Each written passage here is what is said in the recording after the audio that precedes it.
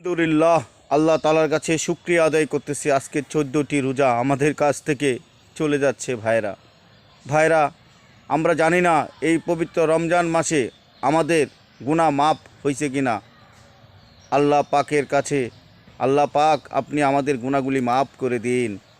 আল্লাহ আপনি আমাদের রোজা, আমাদের আবাদত, আমাদের নামাজ আপনি মঞ্জুর ও কবুল করে নিন। আল্লাহ গো, আপনি আমাদেরকে ক্ষমা করে দিন, মাফ করে দিন।